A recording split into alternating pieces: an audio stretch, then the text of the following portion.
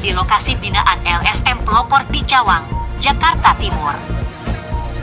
Telah terjadi tindak pidana pengeroyokan pengrusakan barang bangunan, warung, meteran listrik, kabel PLN, pagar lokasi, penebangan pohon penghijauan, plang nama di atas tanah garapan lokasi binaan Lembaga Pelopor, terletak di Jalan Maijen Sutoyo nomor 22 RT 009 RW 007 Kelurahan Cawang, Kecamatan Kramat Jati, Jakarta Timur tersebut. Pelaku pengrusakan ini adalah seorang oknum pengacara bersama beberapa orang massa yang mengaku mendapat kuasa dari Yuni Chandra Nurjanah, mengaku sebagai ahli waris Emi Ningtyas Wulandari binti W. LAA.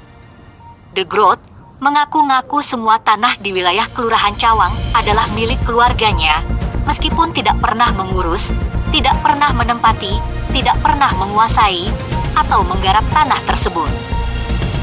Menurut Ketua Lembaga Pelopor, ini negara sudah merdeka, bukan zaman penjajahan Belanda.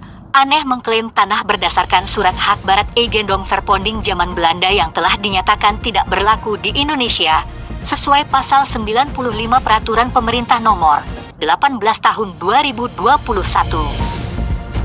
Lembaga Pelopor, berdasarkan surat kepemilikan akte notaris resmi dan terdaftar, diperkuat surat sporadik tercatat pada register RT RW Kelurahan Cawang, maka melaporkan kasus pengeroyokan pengrusakan tersebut ke Polres Metro Jakarta Timur yang ditangani oleh Unit Resmob Satreskrimum.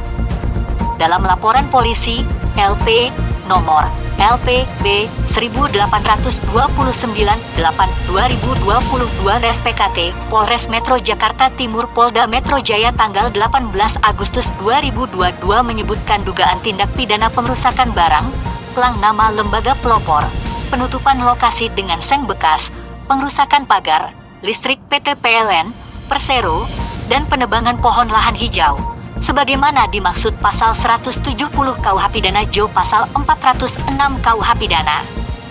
Terlapor atas nama inisial TKS, ABL, SAL, YCN, dan kawan-kawan telah beberapa kali dipanggil oleh penyidik Polres Metro Jakarta Timur dan sampai saat ini dalam proses penyidikan.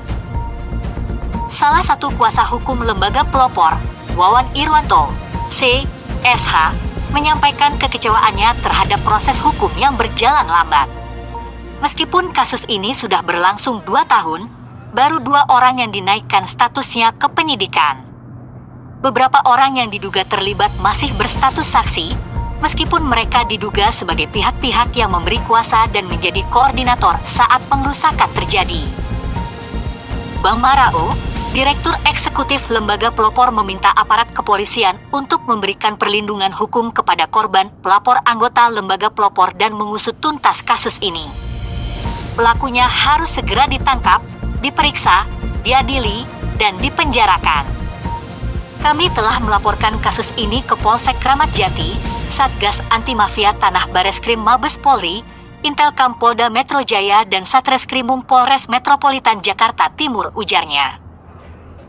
Surat laporan pengaduan masyarakat, Dumas, juga telah dikirimkan dengan nomor PID 335 KUHP Setgap Pelopor 7/22 tanggal 14 Juli 2022. Lembaga Pelopor terus memantau perkembangan kasus ini agar tidak berhenti di tengah jalan.